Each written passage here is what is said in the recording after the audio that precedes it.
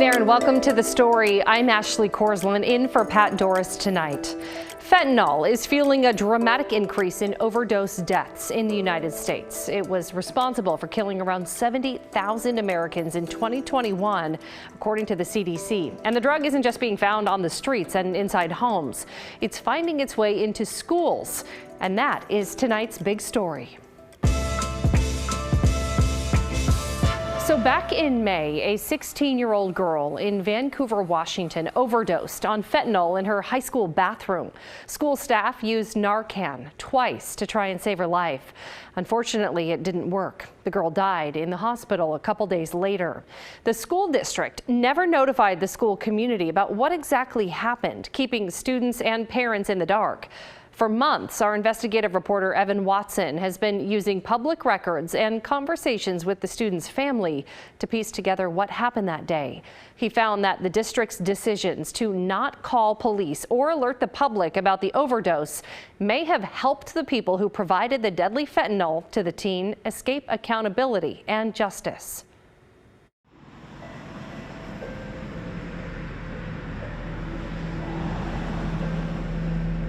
911, how can I help you? Hi, I'm the administrative secretary at Hudson's Bay High School. I need an ambulance immediately. I've got a student overdosing in the bathroom. Okay. All right. Are you with the patient now, or do you have info from someone with them? I have multiple administrators, DROs, and a nurse with the student at this time. Right. I believe they're administrating Narcan. On a Tuesday morning in May at Hudson's Bay High School, school officials found a student in a bathroom stall. The student is 16 years old. 16, male or female? Female. Female. Is she awake? She is unresponsive. They locked down the school. A district resource officer wrote in a report they found burnt tinfoil and blue pills, likely fentanyl, on the girl's clothes. You said you believe that they have been able to get some Narcan? Yes, it was rushed up to the location of the student by the nurse. A school nurse and a medical responder both used Narcan, an opioid reversal medication, to try and save the girl's life. She was rushed to Peace Health Southwest Medical Center, then transferred to Randall Children's Hospital in Portland, where she died 6 days later. I learned about this girl's death this past summer. Through months of public records requests, I was able to confirm she died of a fentanyl overdose that happened here in this high school. Once I knew that, I wrote a letter to the girl's parents. They're heartbroken. I was able to meet with her mom, who asked we not use her daughter's name in the story, and she didn't want to be interviewed. But she said, we should share what happened. She wants people to know, and she wants to help prevent the death of somebody else's child.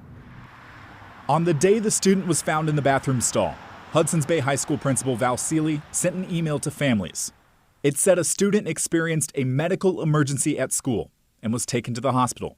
She sent the same email to school staff members, but it was prefaced with a bolded message to read this statement verbatim to address rumors. Quote, "Don't go off script and start answering questions." A week later, Seeley told families, students, and staff that the girl died after her medical emergency. She offered grief counseling and support. The school and school district never publicly said she died of fentanyl poisoning or that they found fentanyl at school. Vancouver Public Schools Superintendent Dr. Jeff Snell says they're not required to share this information. When there's a fentanyl overdose at school, wouldn't parents want to know? Well, I don't know what parents would want exactly. I know in situations that, I think what you're getting at is if there's an overdose, do we just say a student overdosed from fentanyl at the school? I think that we as a school have a responsibility to be thoughtful about that and engage the family of the person that did that in terms of what's disclosed. You would then leave it up to the families to decide whether you'd share, hey, there was a student who overdosed on fentanyl at school. I'm trying to balance, like you're saying, the desire of an entire community to understand what's happening versus the desire of a family that's went through something, horrible. But for other dangers, like a student bringing a gun to school, that information is often shared with families without the student's name. Why wouldn't it be the same with something as deadly as fentanyl? If we want to put our head in the sand, we're just going to keep seeing more overdoses and more losses at every age level. So we have to talk about it. Marsha Malsom's nephew, Race Rudine, died of a fentanyl overdose in Seattle in 2016. She now leads a foundation that works on fentanyl awareness throughout Washington state, talking with schools, working with the DEA, and with lawmakers. We have a problem in our country. And it shouldn't be an embarrassment because it's in your school, but how are we going to fight it in our school? And how are we going to avoid a horrific story instead of reacting? The Vancouver student's mom told me she would have been okay with the school district sharing that a student died of fentanyl, even if people could draw conclusions between the death of her daughter and the announcement, because the community should know about the danger. Federal agents with the DEA who investigate fentanyl cases agree.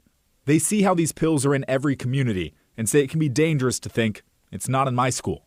From the DEA's perspective, why should families and the public know about a case like this? The transparency and the communication, it is the most important thing because we need to save lives. And the way to do that is to get the word out of how dangerous this is.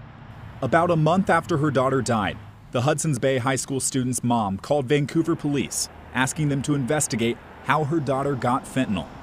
She explained that her daughter had been a straight-A student. She was on the volleyball team, but she got caught up with the wrong people.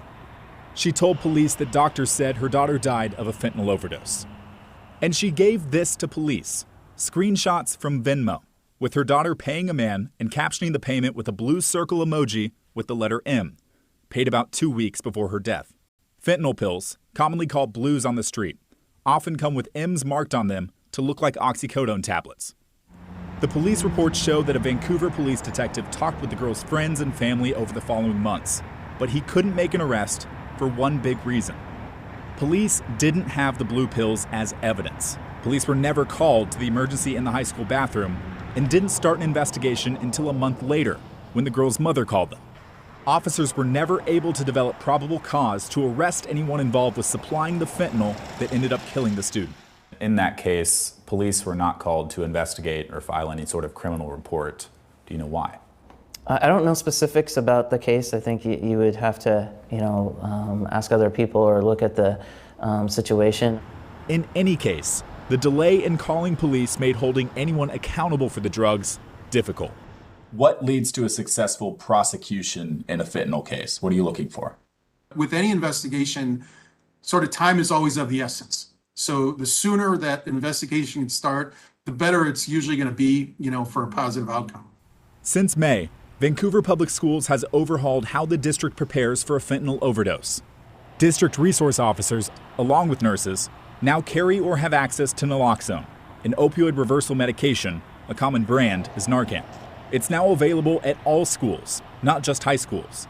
And nurses have a new system of logging and tracking when Narcan is used, when it needs to be replaced, and where it's available. It seems to be a growing concern, right? And so if there's growing concerns, we want to make sure that we're expanding the services that we have to potentially address those.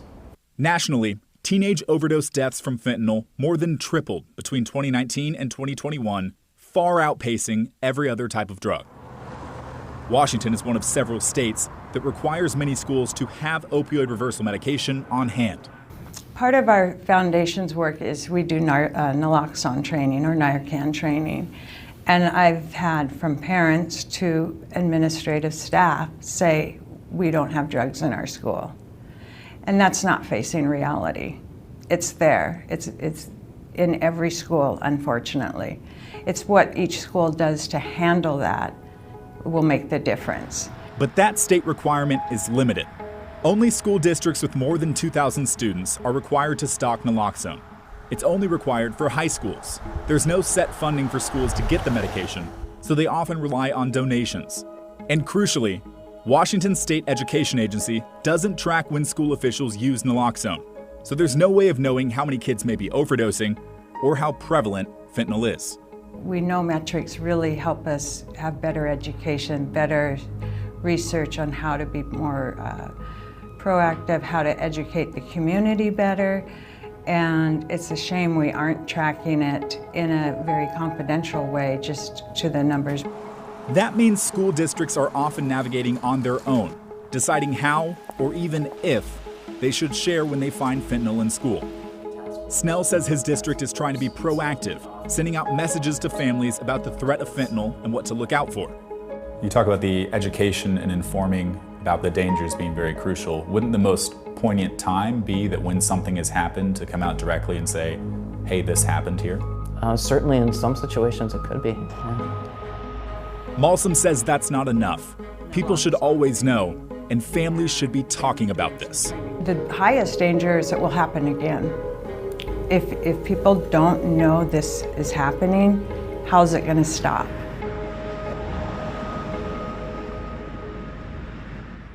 And Evan Watson joins me now to talk about this. Evan, you have been working on this story for quite a while. It's been several months in the making. Talk to us about the reporting process here.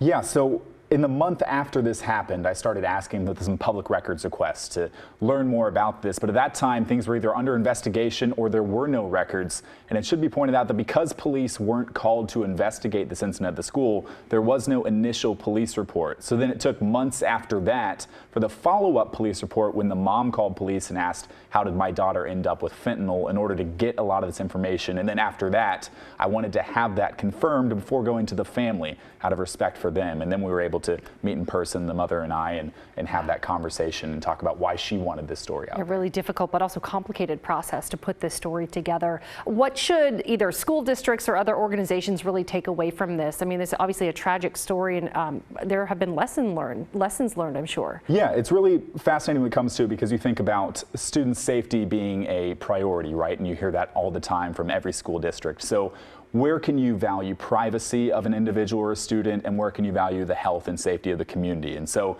the DEA or advocates and everyone else I talked to, maybe outside of the school district itself, said, hey, this is when we need to be honest, transparent up front and say, this happened, maybe not share the student's name, but to have that information out there, because it is that crucial moment to then have that discussion with families and parents and children and everyone involved. And this could be an example for school districts moving forward, because these types of fentanyl incidents, these types of fentanyl overdoses, this is not unique to Vancouver schools, it's not unique to Washington, Oregon, this is all over the country. And we need to learn to be ready to respond and also to share that information when it happens. Really critical conversations, especially for families to be having, and important work. Nice job on bringing the story to light, Evan. Thank you. Thank you very much. Well, but we told you about a Portland store illegally selling magic mushrooms and being quite unapologetic in doing so. Many of you had some pretty strong feelings about it. So here are a couple comments. Sherry said, this business should be shut down. Laws are laws for a reason, and I expect no difference in this case. Well, Art took things a step further. He said Portland keeps on flushing itself down the toilet, and authorities just keep flipping the crapper handle, doing absolutely nothing else. For the latest example, the shroom store selling psilocybin, completely illegal. Portland police and others are doing nothing to shut it down.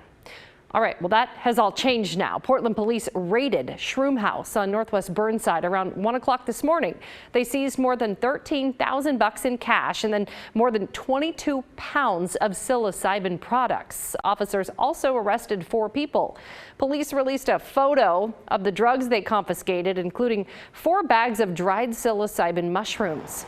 Over the past week or so, the controversial storefront has attracted all kinds of attention and long lines of customers trying to get inside. Shroom House didn't seem to hide the fact that it was illegally selling psychedelic mushrooms either. Oregon's legal psilocybin program, created under Measure 109, allows people 21 and over, they will be able to take a substance in a regulated clinical setting when it takes effect next year. But the retail sale of psilocybin is not allowed. Oregon Senator Elizabeth Steiner, who campaigned for Measure 109, said she is glad Shroom House got shut down. This is 100% not what was intended with Measure 109. I don't think I can be any clearer than that. This was the therapeutic psilocybin will be administered by trained facilitators in a secure location with supervision, with controlled dosing, and with appropriate therapeutic support for the person who's getting the treatment. And that's completely different. So my hope is that the cities and counties that were apprehensive about this will see that 109 was not intended to allow for open sale of entheogenic substances, hallucinogenic natural substances. Of the 4 people arrested, 2 of them were booked on numerous felony drug and money laundering charges. The others were issued criminal citations. All 4 of them are expected in court tomorrow. Now, as for the people who bought the psychedelic mushrooms from the store, well, it's unlikely that they could or would be charged under Oregon law. Still ahead on The Story, Oregon's strict gun reform law, Measure 114, was originally set to take effect today. But even though it's on hold, state police are giving us an inside look at the process to get the required permit to buy a gun, if the measure survives legal challenges. We'll explain how it'll work. Then we'll head north to Washington, where stores are not allowed to sell high-capacity magazines. But at least one store is selling them anyway, and the Attorney General is cracking down after an undercover investigation. They had many high-capacity magazines right there out in the open. Employees are selling them, and they know what they're doing. So it's important to put a stop to it. The evidence uncovered and the hefty fines that the gun shop owner could face when The Story returns.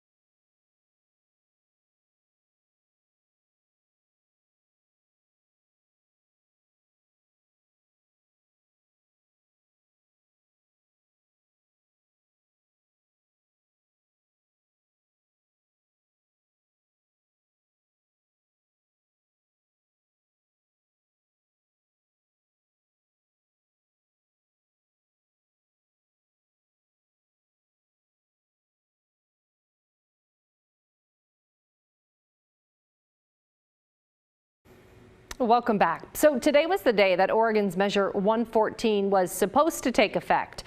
But as we told you yesterday, the gun control measure is on hold right now because of a state lawsuit out of Harney County in eastern Oregon.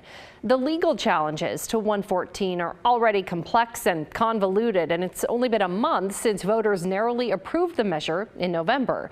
But what you need to know right now is that no part of 114 took effect today, and the next time we expect any kind of update on the future of the measure will be next Tuesday. That's the next scheduled hearing for the state lawsuit that has 114 paused for the time being. So nothing has changed legally when it comes to gun laws in Oregon right now. Guns are still being bought and sold just as they were before. But state police launched a website today that allows you to get a look at the anticipated process and application for the permit to purchase regulation of 114 if it does ever take effect. Let's show you a look here at the bullet points for the process to getting the permit.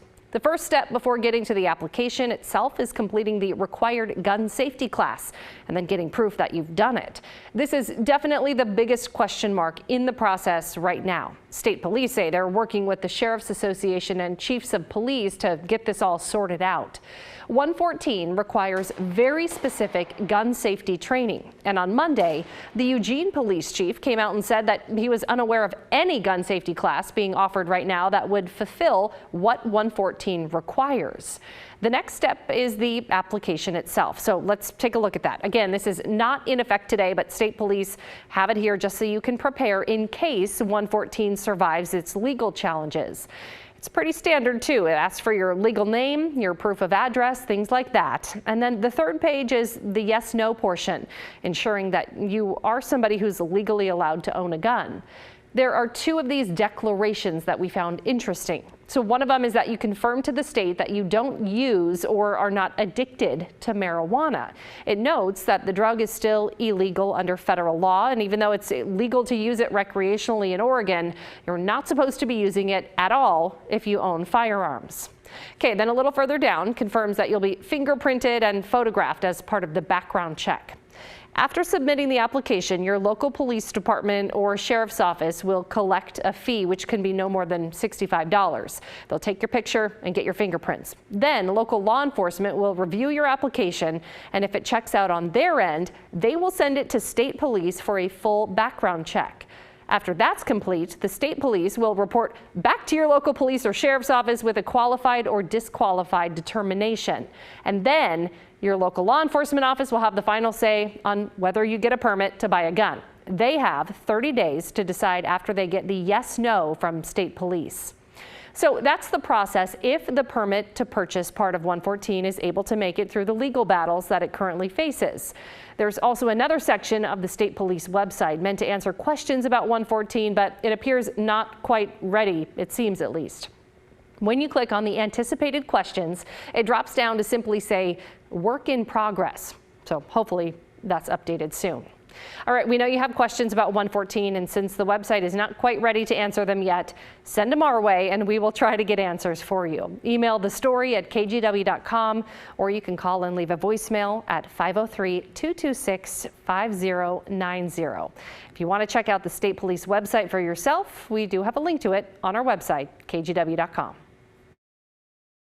And so these folks knew exactly what they were doing, and their conduct at the store, tearing up the receipts, what they said at the point of sale, they understood exactly what they were doing, and now they're going to have to face the consequences for their conduct. Well, that right there is the Washington State Attorney General Bob Ferguson talking about a gun shop in King County that he has now sued, accusing them of flouting state law and selling high-capacity gun magazines. We've talked a lot about the high-capacity magazine portion of Oregon's Measure 114, but in Washington, lawmakers passed a law earlier this year that bans the sale, the manufacture, and the distribution of magazines holding more than 10 rounds. The law does not punish people who already own the magazines. It just focuses on the creation and sale of the magazines. The law is important because it comes down to public safety. We see over and over and over again mass shootings where, frankly, a weapon of choice is a high-capacity magazine, where the shooter can get off dozens and dozens of rounds in a matter of seconds. And that's why the state has banned the sale of those high-capacity magazines. So shortly after the law took effect, Ferguson and his team did a statewide sweep of more than 24 gun stores to make sure they were not selling these banned magazines. But they say a store called Federal Way Discount Guns sold investigators high-capacity magazines time and time again, even acknowledging that they were breaking the law. Our investigators went 4 different times to this business in Federal Way, and all 4 times when they purchased these high-capacity magazines, the seller at the store did not give them a receipt. They specifically tore it up and threw it away and would make comments to the effect of that, hey, that they can't be violating the law, be caught violating the law. So it's clear what's going on. They were open about it. They were right there on the shelves. They weren't hiding it, and they did it over and over and over and over again. Investigators were able to buy 8 high-capacity magazines from that store over the course of their visits. And when Ferguson says those magazines were right there on the shelves, here's proof his office provided. He says this gun shop was violating the high-capacity magazine sales law, like right there in plain sight. This is obviously important to enforce this law for Washingtonians so we have a safer community, but it's also very important for businesses that are following the rules. They should not be at a competitive disadvantage to a competitor who is actually selling these high-capacity magazines. So it's important to have a level playing field for all businesses, large or small, and that's what we're trying to do with this effort. Well, this is the Attorney General's first attempt to enforce the high-capacity magazine sales law. He said there was one other store that his investigators visited that they say broke the law, but the investigation into that store is still ongoing. As for fines for the Federal Way discount gun shop, well, that will be up to a judge to determine. Ferguson says breaking the magazine sales law violates the Consumer Protection Act, and the maximum penalty, $7,500 each time a high-capacity magazine is even offered for sale, and then an additional $7,500 for each illegal magazine that was actually sold. Our sister station in Seattle contacted the store to ask about this. The owner refused to comment. All right, coming up next on The Story, the largest dam removal project in U.S. history recently got the green light to move forward.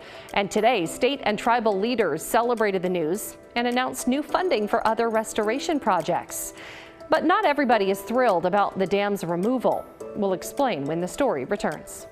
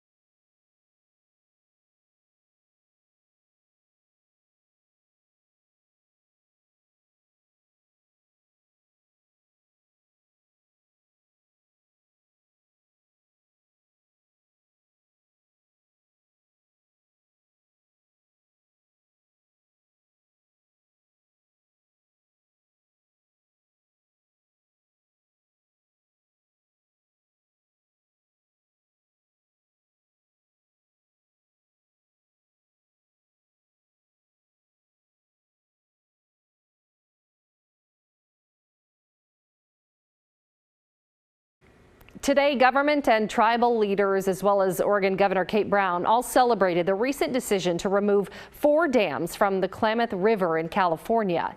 It'll be the biggest dam removal project in U.S. history, and new money will help restore the river as well, which is also expected to help salmon populations. Environmental reporter Cale Williams explains. The decision had been decades in the making, but finally, last month, federal regulators announced the 4 dams on the lower Klamath River would be coming down. Joe James, chairman of the Northern California Yurok tribe, put the decision into historical perspective. It's a time in history that our people are going to look back, where Oregon, California, 2 governors, Congress, and tribal leaders answered the bell and paved the way. This is how things get done.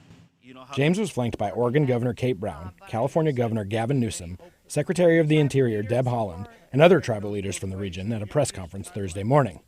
The removal represents the largest river restoration project in U.S. history, and it'll open up roughly 400 miles of salmon spawning habitat in the lower Klamath Basin. PacifiCorp, which owns and operates the dams, said they produce less than 2% of the company's electricity, which can easily be replaced by other sources. Still, not everyone who lives near the river is excited about the project. PacifiCorp customers worry they could see their rates go up if there are cost overruns. Others, with waterfront property on the reservoirs behind the dams, are worried about falling property values. But Governor Brown, who has just a few more weeks in office, couldn't help but reflect on what she saw as a significant victory for environmental justice. It has taken nearly my entire tenure as governor, but finally, we can say with certainty that these dams are coming down, and it's about damn time. For her part, Holland took the opportunity to announce a new round of funding for other restoration projects in the region, all of which will be overseen by local tribes. The Bureau of Reclamation would be awarding nearly $6 million to tribes for projects to restore aquatic ecosystems, improve the resilience of habitats, and mitigate the effects of the ongoing drought crisis. The first of the 4 dams is slated to come down next summer, with all of them removed by mid-2024. Cale Williams, KGW News. All right, keep sending your questions and your comments to thestory@kgw.com. We'll finish the show right after this.